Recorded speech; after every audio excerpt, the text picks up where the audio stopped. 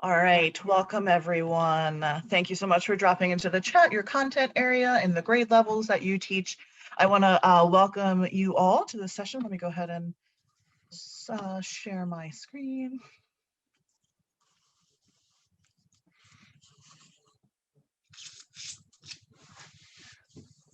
There we go. All right, everybody can see that? Good. A couple of kids on the screen. All right. So we're so pleased that you were able to join us today for this session on exploring the New Jersey student learning standards as they relate to high school. The session should run from 3:30 till about 5 o'clock. And the goals for our session, of course, are to provide more information about climate change and really how we can bring it into our classrooms. This session is a part of a larger program called the New Jersey Student Climate Challenge, which more information can be found at this link. But I know many of you, unfortunately, this is our pilot year, and so we are geographically limited to schools who are within Atlantic City Electric's service territory. So generally that's South Jersey. More information about the New Jersey Student Climate Challenge can be found at our website, as well as schools eligibility list. We also have so as a part of that summit, we have some great student sessions coming up. So if you are in the AC Electric service area, please check them out. We had a really great EV revolution session this past Friday and a few others coming up. And then as a part of this PD session, you've found the high school one. And then on Wednesday, this week, we have integrating climate across the classrooms that is also available to all New Jersey teachers. And then the final one is just for the New Jersey Student Climate Challenge teachers. Anyway, if you know anybody who might be interested in registering, please feel free to do so. The links are active and can be found on the Sustainable Jersey for Schools events website. And yes, as Heather pointed out in the chat, regardless of your geographic area, though, all of the recordings of these sessions, both the student sessions and the teacher professional development sessions, can be found on the at this bit.ly, which takes you to the Sustainable Jersey for Schools website.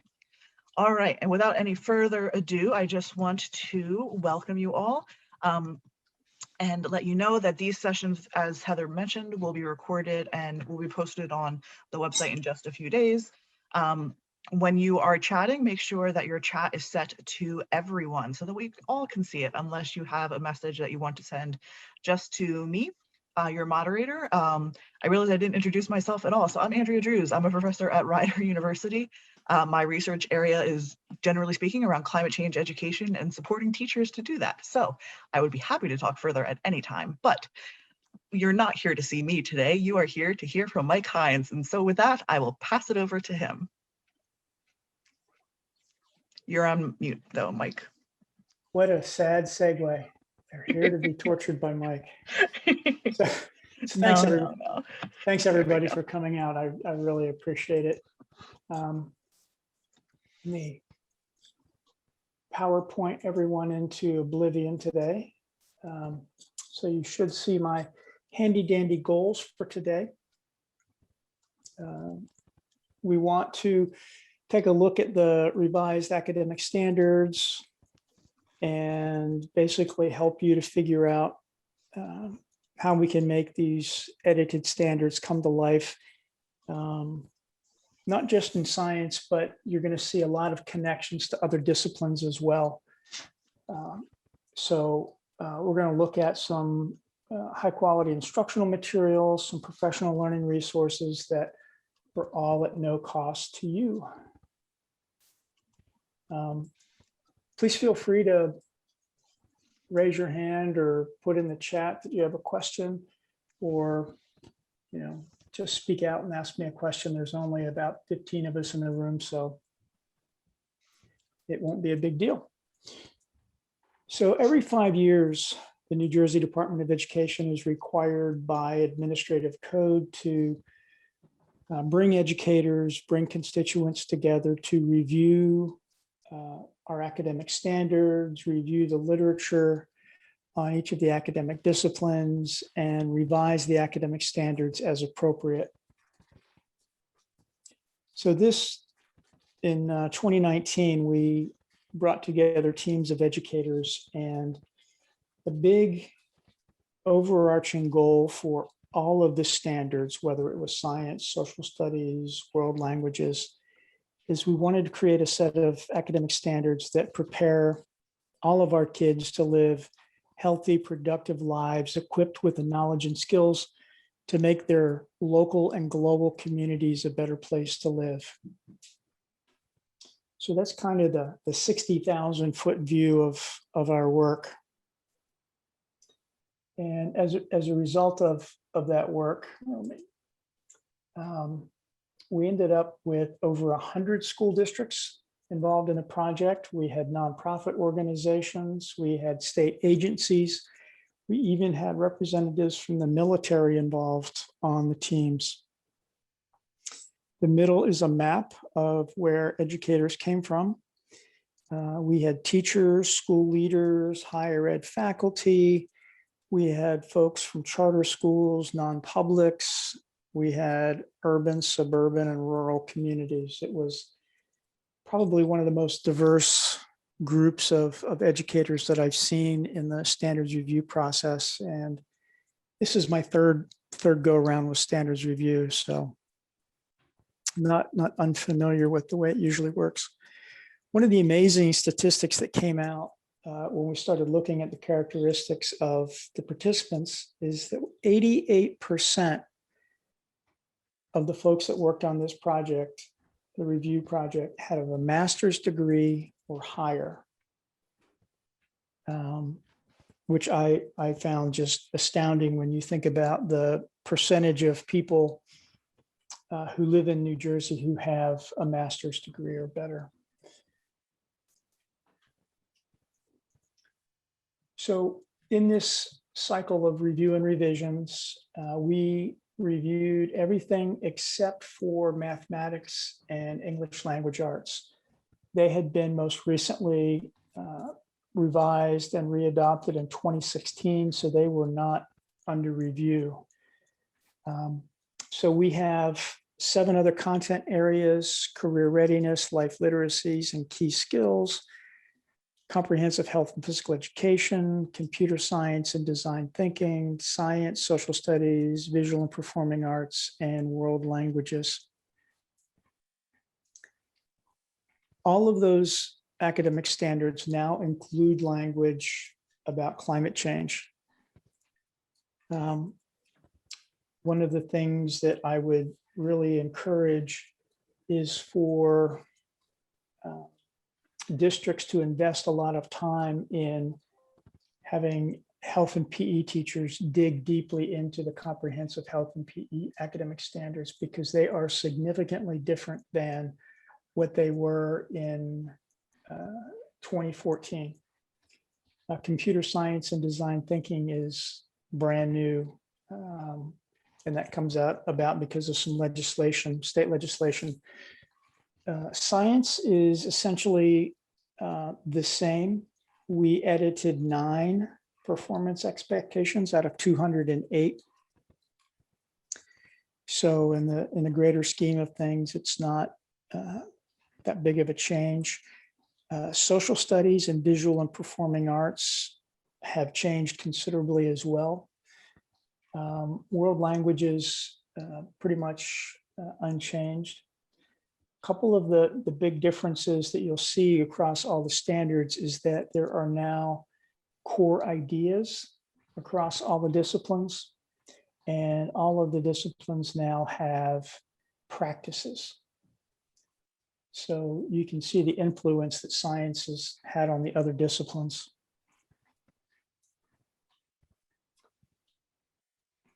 This is the URL for the brand new 2020 New Jersey Student Learning Standards for Science.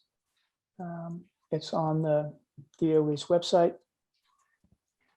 And I just want to remind everybody that when you look at the standards for science, we have already given you the related English language arts and mathematics standards. So high school science courses should not outpace the math expectations in our math standards. They shouldn't outpace our English language arts standards.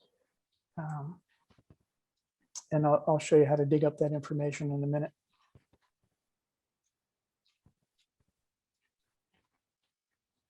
So I have a 2-minute video that I'd like to share with you.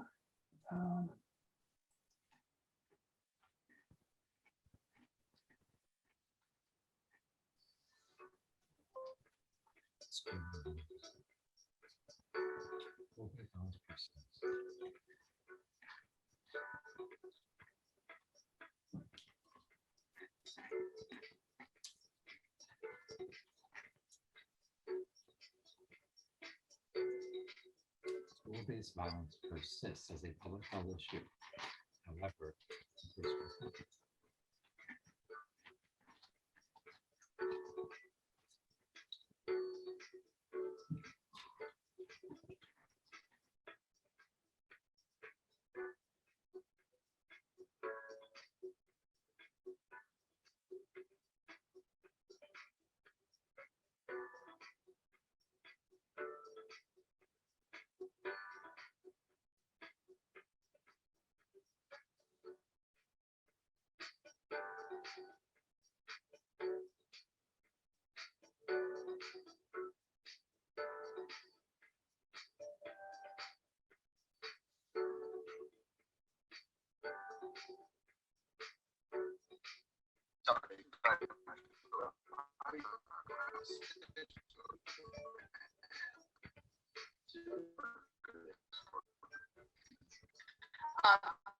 So right now we have obviously today and next week.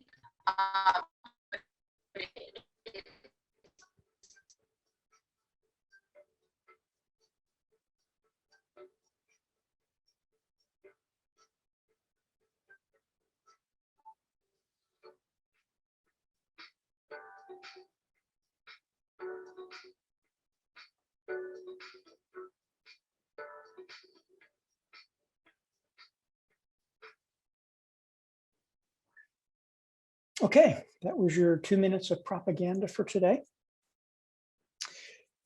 So one of my colleagues likes to bust my chops a little bit whenever we talk about climate change education.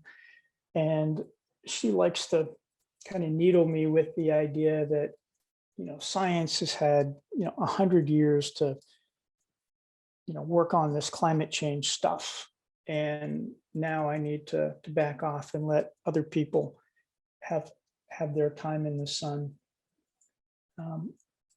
So, climate change education really is much bigger than just science. I mean, scientists can dig into the mechanisms for how and why our climate is changing, how and why some mitigation strategies might work or might not work, make predictions about future consequences, so we can come up with design solutions to adapt. But there's a lot more at stake here. There's a lot more than just science and play. We need kids who grow up and can gather and communicate complex information in ways that other people can understand. We need active civic engagement to combat environmental and climate injustices. We need people who can manipulate big data and model it and interpret it and then use it to help us to fight climate change. We need people who can communicate through the arts. We need folks who can design and build solutions. So we need engineers. And we need kids to be inspired to pursue careers that fight injustice and take on the technical challenges of the future. And we need kids who are prepared for careers that we have not even begun to conceive of. So this may be the biggest change for science educators, is that we really need to think about climate change as an interdisciplinary subject where you might want to collaborate with your social studies colleagues around some civic engagement or some social justice issue related to climate change.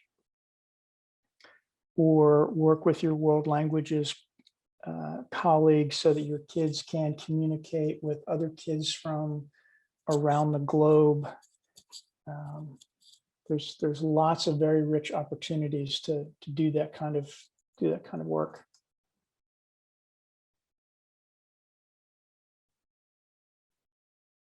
So we adopted the revised standards, and I just want to quickly show you the edits that we made to the standards. On the left, you'll see the 2014 science performance expectations. That's the original language. And on the right, you'll see the revised language for the 2020 standards. The bold text is text that we inserted into the performance expectation. And the whole idea was to elevate and highlight climate change across K-12. In middle school, we edited one performance expectation.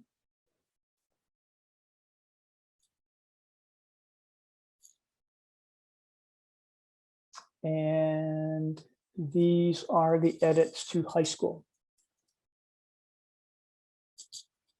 The text with the brackets and the line through it mean that we deleted it. And again, the bold is text that we added.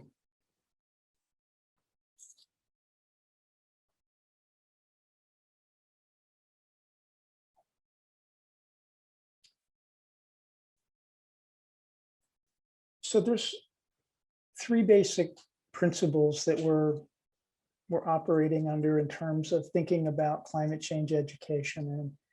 And that is we want climate change education to be evidence-based, inclusive, and action-oriented.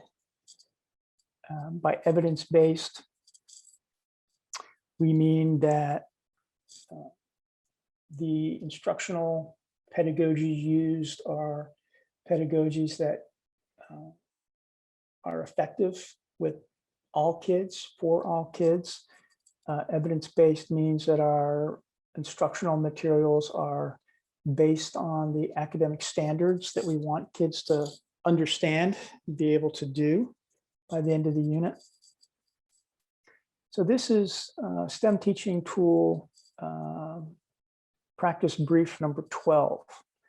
And I'll put the URL in the chat box. So we're going to send you out to some break rooms, and I'd like you to take a few minutes to read the STEM teaching tool. And the question that I want you to think about as you're reading it is, why should students analyze multiple strands of authentic climate change data, including historic, current, and predictive data sets and models as part of their climate change curriculum? I'll put that in the chat box as well. We have a Jamboard that I will give you a link to. And what I'd like you to do is record your answer. Why should students analyze multiple strands of authentic climate change data as part of their climate change curriculum? And you'll have about 10 minutes. So once you recorded your answer on the Jamboard, have a conversation with your colleagues in the break room, and then we'll come back in about 10 minutes to. All right, thank you so much for your contributions. I know there's probably never enough time to capture the conversations, but Mike, I saw some great ideas going on to the Jamboard. Yeah, I did too. I'd be curious to have a couple different folks share the conversation that they had. I was able to pop in and out of several, but I'd be interested to hear what others others took away from their brief conversation. I would like to just share some of the things that we talked about.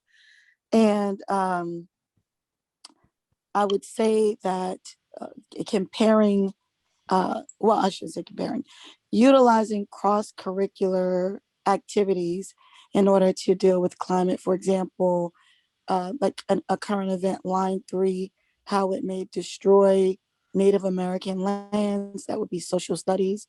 We could look at health and how some of the pollution and the human behavior impacts the environment and it impacts human health. So just health, social studies, we can use literature, of course.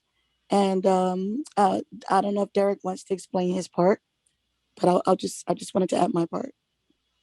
Very, very quickly, I think we had agreement among our small group. And Sharon, I just said in the chat, I was able to finish the Jamboard comment before we got cut off. So Michael, I think our group talked about how regardless of the age of the students, which could be anything from K to 12 up to, as you know, I work with undergrads and graduates and people at agencies that are getting advanced training. It's important to look at the different lines of evidence and to take the different expertise and perspectives that are essentially captured by that flowchart diagram you had up before, because there's always the role of interpretation when experts are looking at science, whether it's toxicology, epidemiology, et cetera. And, you know, especially with climate change, because there's both field data and modeling data. So there's a lot of different people who are very smart, who are playing into this, but they all come with their different levels of expertise and inherent biases only because they were trained to work with data differently, or they're in the field versus the lab versus the office. So we had a discussion around that as well. Excellent. Good points. One other group?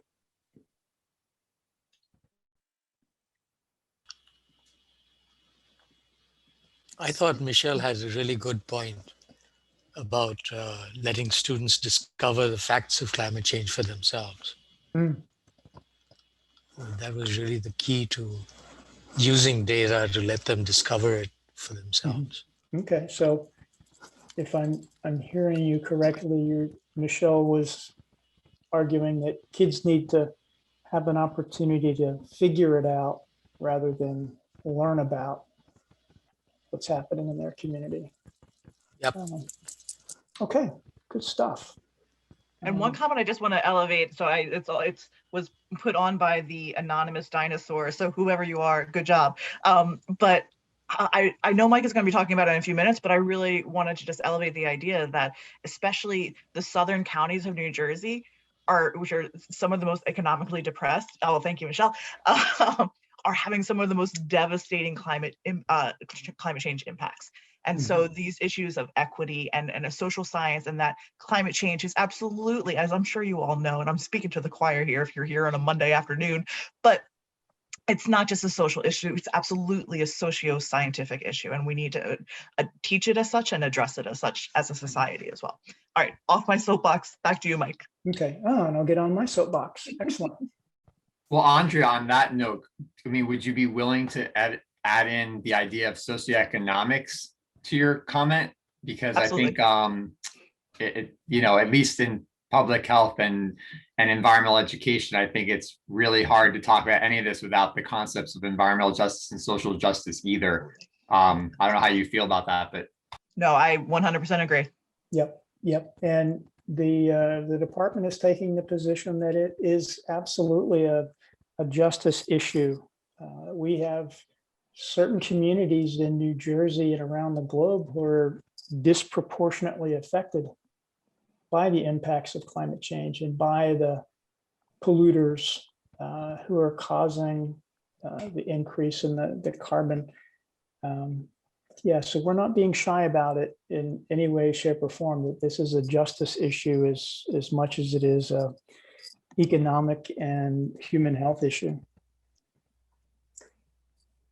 So I wanted to pull in an idea that comes from a National Academies report that was published last year, Investigation and Design at the Center.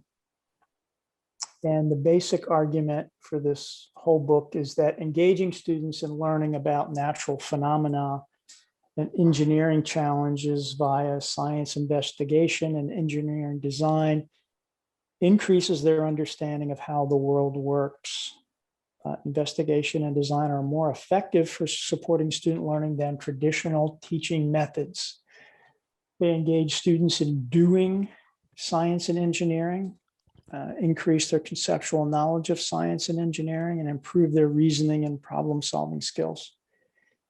So the book, Investigation and Design, is available as a free PDF from the National Academies Press. It's well worth taking your time to dig into their conclusions and recommendations. They are currently working on a K-5 edition of this book.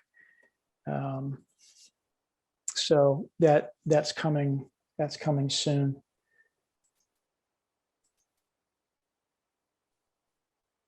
So I wanted to paint a couple of pictures for you of what this can look like in high schools. So there is the National Phenology Network. It's a citizen science project.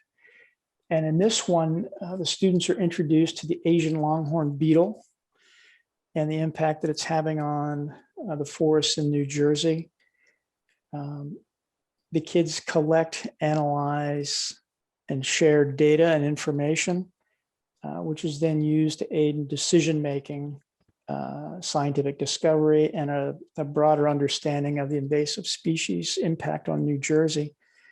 So kids can actually get involved with data collection and data analysis for this community, the citizen science project.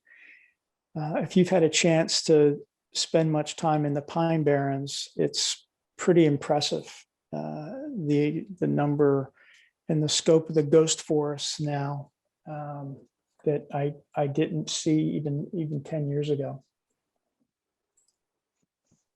If you're a chemistry teacher, the Global Change Research Wetlands is a study being conducted by the Smithsonian, and they're looking at coastal marshes' response to environmental changes caused by climate change. So as citizen scientists, they collect data about the plants and the reactions to the changes, the increase in carbon dioxide and nitrogen, as well as the introduction of invasive species and rising temperatures. So the kids can learn about properties of matter and how that affects the living systems.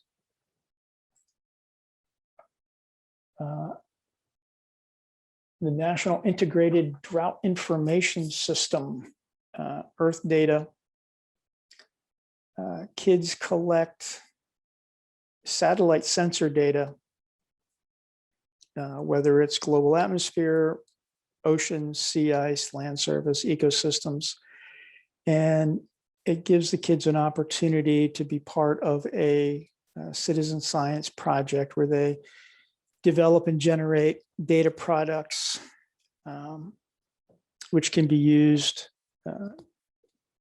in a larger research community. This image just reminds me of all of the fires that we experienced last year in the West.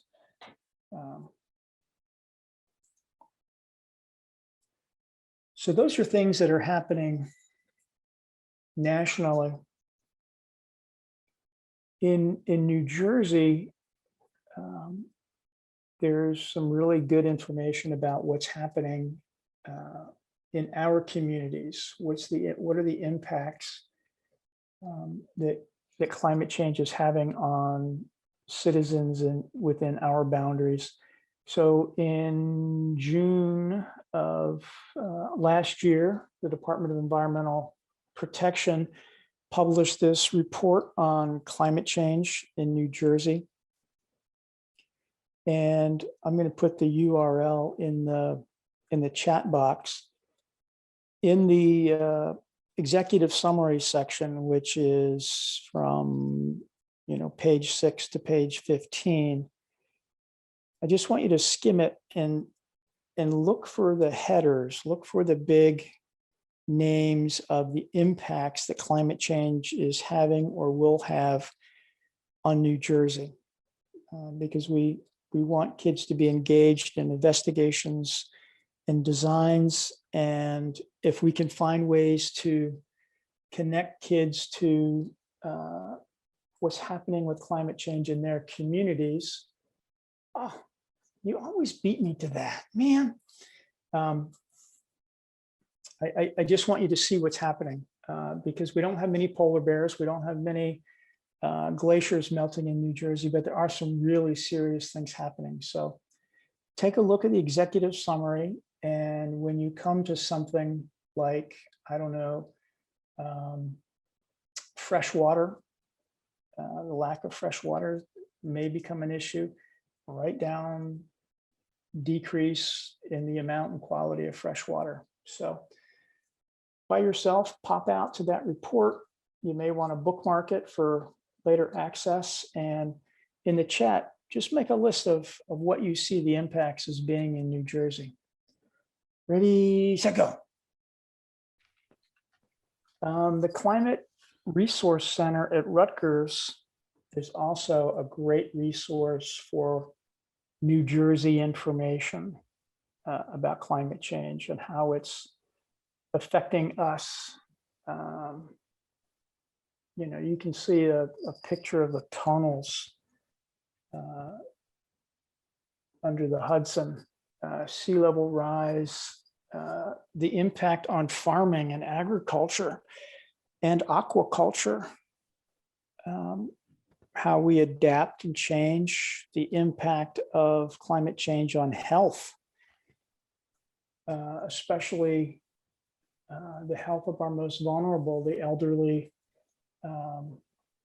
kids with respiratory diseases. Lots and lots of information about New Jersey specific stuff that's happening, available at the Rutgers Climate Resource Center. NJ Adapt is a page off of that. And this is a really interesting resource because you can go to your community. Let me see if I can do this.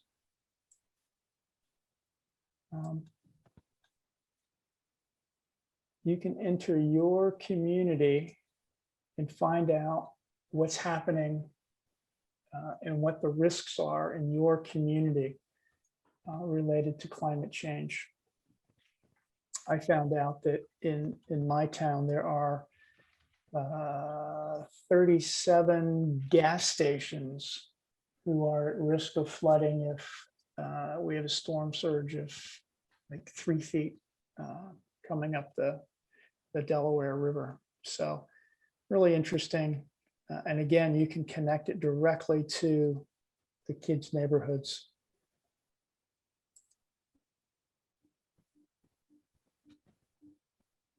So the last, the last big idea related to climate change education is that we want to focus on things being action oriented. We'd like kids to be connecting with their local community, and for the adults to be co-designing work that the kids could actually be involved in, like a community garden. So getting involved with community-based organizations, agencies in your community, tribes, which are not very prevalent in New Jersey, but businesses that are working on climate change and other environmental justice things, to create partners for field-based work that's locally relevant to climate solutions. And, you know, we often call this place-based learning. The subtext to focusing on action-oriented and solutions-oriented education is that it helps to keep us in a stance of hope and helps kids to not be overwhelmed by the gloomy pictures that can certainly create more stress in kids' lives. But if we focus on, you know, that there are solutions and there are ways to improve our community's resilience, and they can play a role, and that creates a whole different mindset around climate science and climate change.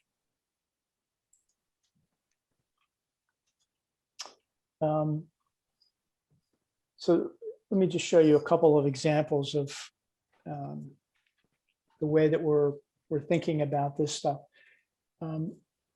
What we're looking to do is find ways to integrate across disciplines to bring together performance expectations that make sense together. So in this one, we have the career readiness standards, science, computer science, and visual and performing arts. So in third grade, the kids can be working on, you know, how can we work together to reduce the impact of climate change or a weather-related hazard? So you can quadruple dip your time in this situation. You can bundle together across four different disciplines.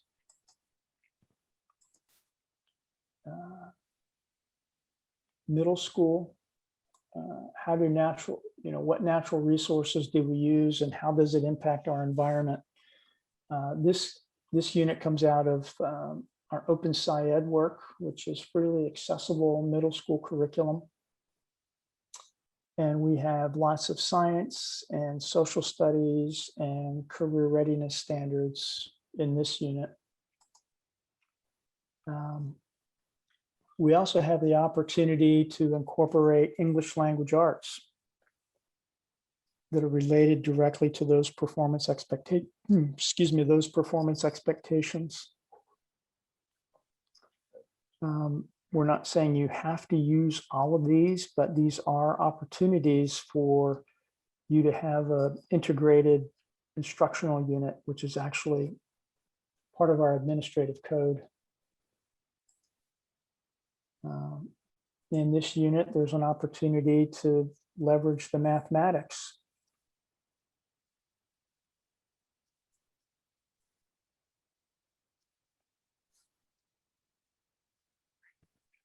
I think I have a high school example. Oh.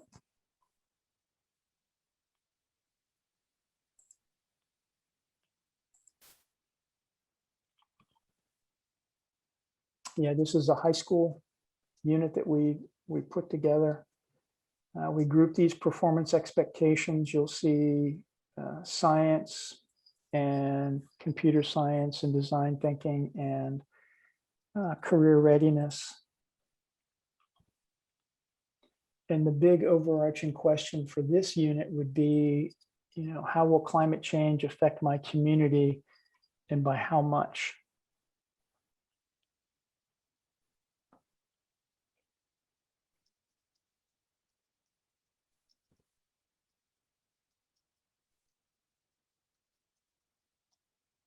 So you can see the computer science performance expectation actually has the word climate change in it. Computer science, climate change.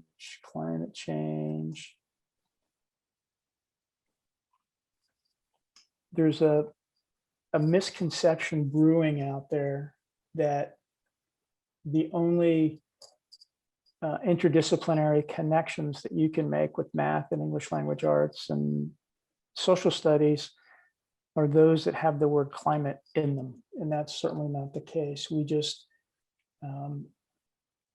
found the ones that made the most sense. There's certainly a lot of social studies standards that don't have the words climate change, which are applicable to citizen science project or civic engagement project. So they're all in play. It's just a matter of identifying the ones that connect the most tightly. Community-based.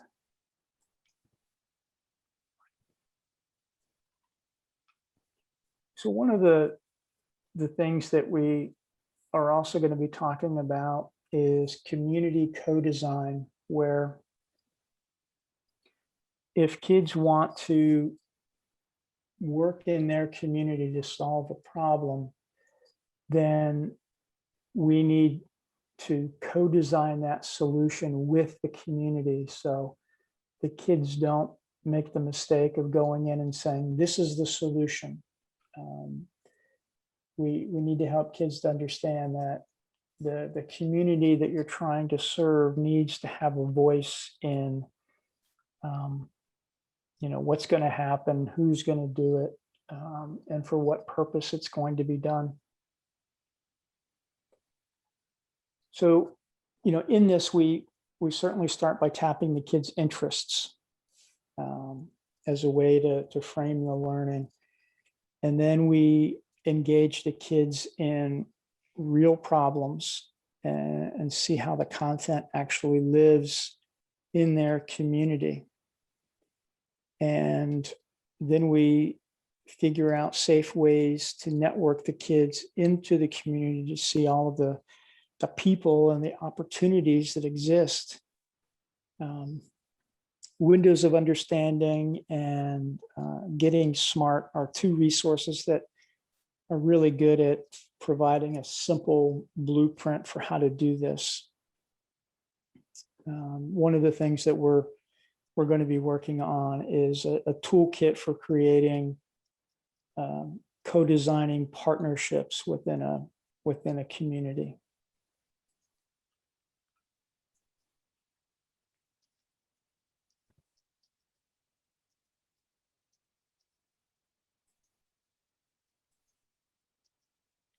All right, so let me pause here for a minute and answer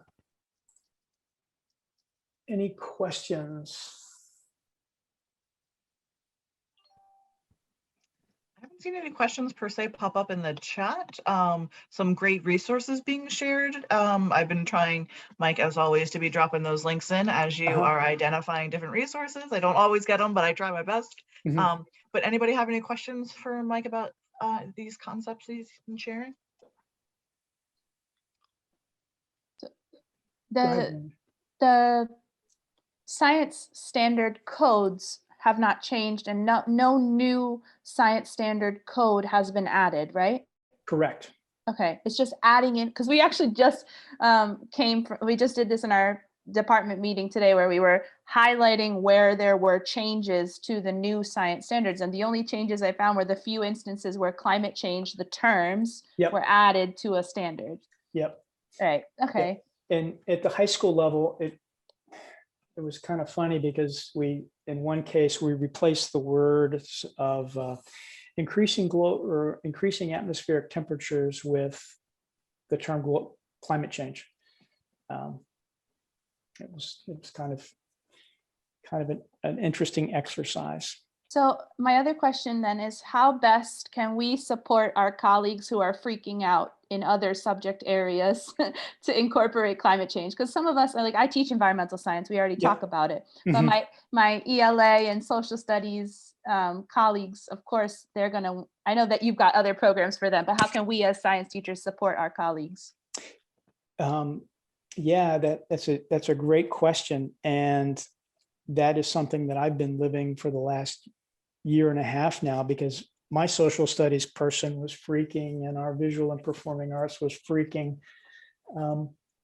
I think the first step is to help them to understand the big picture of climate change, the clean network and climb time. And I've got these links I'll share in a minute.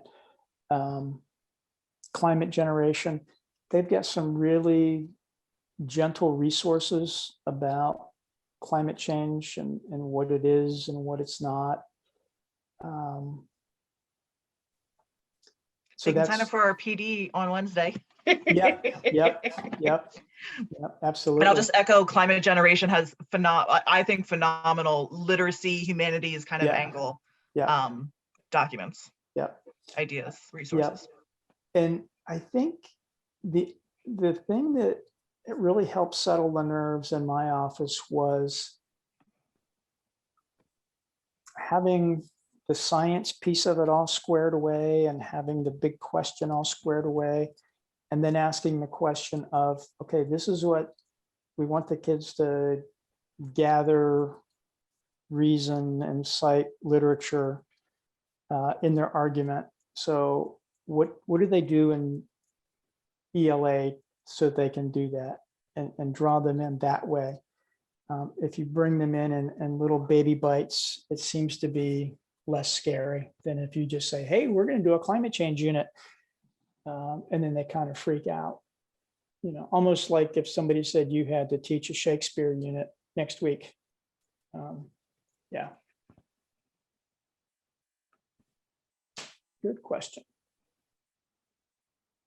Well, I think one of the things that could be done is those language arts, social studies teachers could be given a list of resources and actually strategies on how to integrate, the climate science. And, I think that would help for people who are used to, like you said, doing Shakespeare, Steinbeck. How do you maybe Cannery Row, you could look at maybe crops and, talk about the Dust Bowl, what happened when they didn't replenish the soil, what is it, soil degradation, is it right? And then try to deal with soil remediation. Yep. So that's a good idea. The other interesting thing that I've noticed is that, we've had these new English language arts and math standards for only 10 years. And the new English language arts standards really call out the need for more informational text. And this is a great way to have the teachers support you by by them working with the kids around informational text. Mike, I just want to, I'm sorry. Go ahead. Just Derek has a comment he wants to throw out there. Okay, go ahead, Derek. Thanks. I just had to come out of mute. Thanks for seeing the hand up. Just to add to what Sharonda said, I was kind of looking back at what Heather McCall put in the chat box. So Heather, sorry to call you out, but you had a really good post here. And it's in line with kind of what my thinking is. So I'm in a situation where, yes, I'm an environmental scientist engineer in public health, but 19 out of 20 students for every 20 in my class, which usually gets multiplied by 2, 3, or 4 in a given semester, are not science people, or if they were maybe biologists that now are doing epidemiology.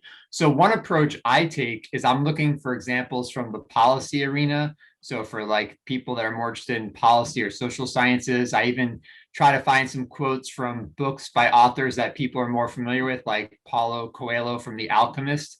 Has a book where there's a quote where he's describing a part of Russia that actually is the aftermath of what now could be considered in part climate change, where a sea dried up and it's causing air pollution and water pollution in the surrounding communities after having been very important to their industry and economics for many, many, many years. So in summary, I just try to find examples from their disciplines to add to what I need to do from the environmental science and public health point of view. And so likewise, I think it would be reasonable to, expect, like if Sharonda said there was a list of resources, they could take a few examples from the sciences and augment what they could do in the social sciences or humanities about this topic. Yep. Yeah, it's certainly a great idea. Yeah, the honest answer is that we've got a real human capacity issue in my office. There's 3 science people for the entire state, me, myself, and I. So there's certainly a limited amount that I can generate, but we are working with, folks like Climate Generation and the Clean Network to try to accelerate the amount of resources that we can put in your hands, for sure.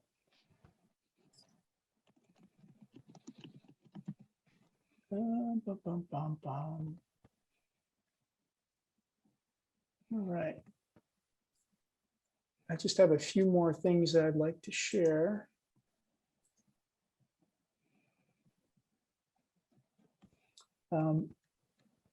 So there's a lot of professional learning resources out there for you. The STEM teaching tools is one that I think is very useful for educators to take a look at.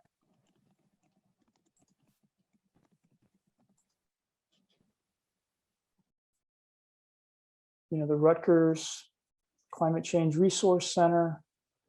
Mark, I apologize. I should have seeds up there as well, and the DEP's climate change website. You're forgiven. I do have a space for it. I'm going to put it right there, Mark. Series is a great place because there's scientists who are working on real, actual science, and they try to make it as accessible for kids as possible. NOAA's climate.gov is very useful. The Clean Network has a lot of vetted resources, and Climb Time. My colleagues over in Washington State have this great network called Climb Time, where they're focusing on climate science, but they're doing some really interesting work with kids and projects there. And they've got a big catalog of open education resources that you're certainly welcome to use. All of that stuff is freely accessible. The NSTA, they've got a position statement on teaching of climate change, which is very educative. I found it to be very useful.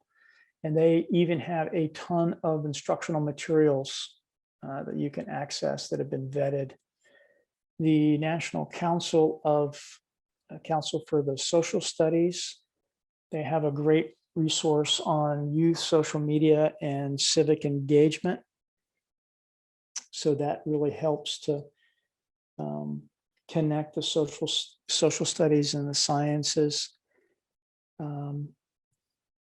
English language arts. These are standards that are in the English language arts, but they've titled them companion ELA standards, which kind of sends the accidental message that they're optional. But these are great resources to help you to figure out how to more effectively integrate English language arts in grades 6 to 8, 9 to 12, or 11 to 12. Appendix L of the Next Generation Science Standards is a whole appendices on integrating mathematics into the sciences.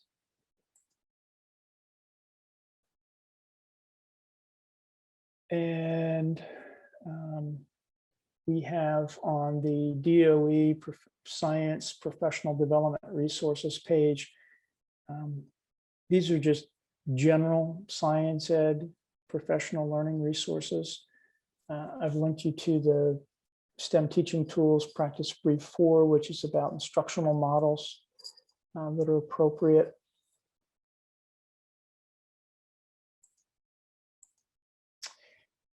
And finally, this is me. You are always more than welcome to email me if you have questions, concerns, ideas. Actually, this is kind of my favorite part of the job, where I get to interact with real live teachers who get to work directly with real live kids. It's much more interesting than public policy work that I end up getting suckered into. The science webpage, if you can find it, is there. You can always follow us on Facebook, Twitter, and Instagram. So since we have a high school group from the southern part of the state, I want to put out just a bit of a commercial announcement. We are working with 10 states, or I'm sorry, 9 other states, and University of Colorado at Boulder, University of Washington, BSCS, Digital Promise, and some other folks to create open source high school biology, chemistry, and physics courses. And we are going to be looking for people to field test the units starting in the fall. We're going to field test 3 biology units next year, 2 chemistry units, and 2 physics units next year. In the following year, we'll field test the other units. I'm trying to recruit educators from North, Central, Southern New Jersey. I'm looking for educators who teach those courses from urban, suburban, and rural school districts.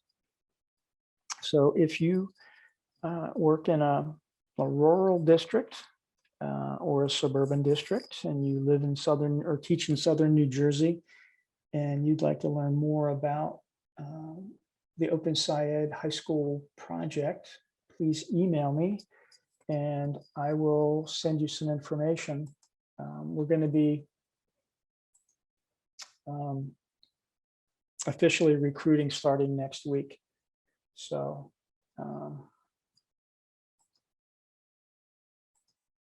let me stop sharing.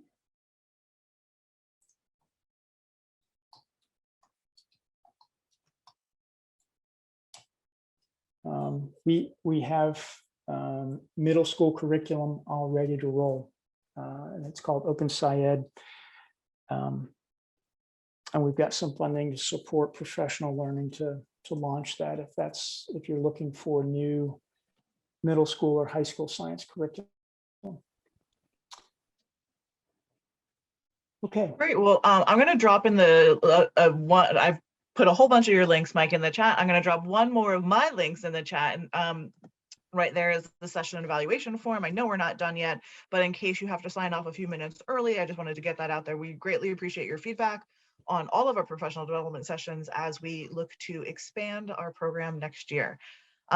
But before we close, of course, any other questions for Mike or other discussion about the topics we've been hearing about today?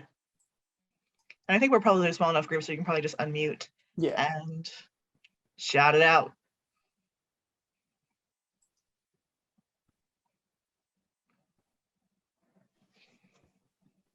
Cricket.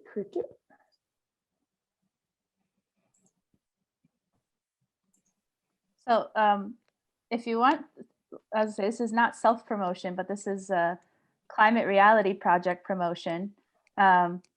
Sharonda, myself, and Susan, who was on before, and I don't know if anybody else in the list is from Climate Reality also. We did the climate reality training that's run by the organization that Al Gore fronts, and they do a wonderful, very intensive, like, you will know and understand climate change after that training, and they're doing their online training in April again. So if you always, and it's free virtual training, it's globally virtual this year. Actually, I think this one actually might be US only.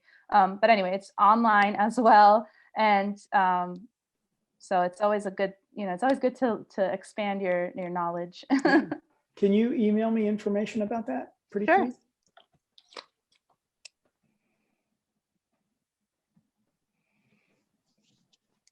Yeah, it's geared towards, public folks who want to just learn more and be able to converse more around it, not necessarily for educators, but Mhm. yeah, I took it this summer, the virtual training as well, and found it, found a nice community of educators on there already.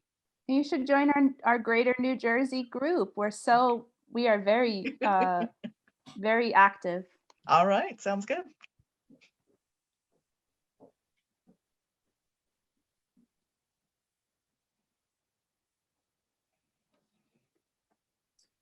Well, I hope that one or two things I said were useful today. I set the bar at, I always think about the worst professional development that I ever had to sit in as a teacher, and I try to get just a little bit better than that. So I set my bar pretty high. I hope I accomplished that. Mike, you are hilarious. Sorry, I don't know if other people are getting your dry humor, but It's always a good time. Enthused. But so yeah, I don't want to cut any questions off if we have any that come to mind as I'm kind of closing out here.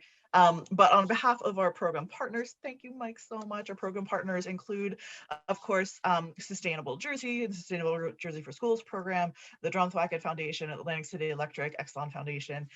I want to thank all of you, of course, for participating in today's session. I thought it was a very interesting and extremely important conversation as we continue to move forward. I hope I will share my screen. I hope you may be able to join us again in the future.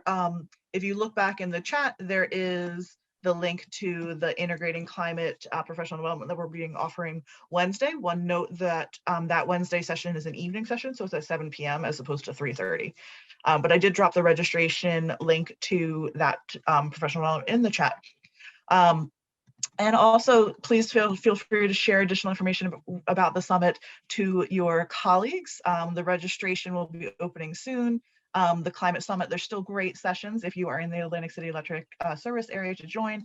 And as we've mentioned and Heather has added in the chat previously, there's lots of great recordings as well for anybody to access.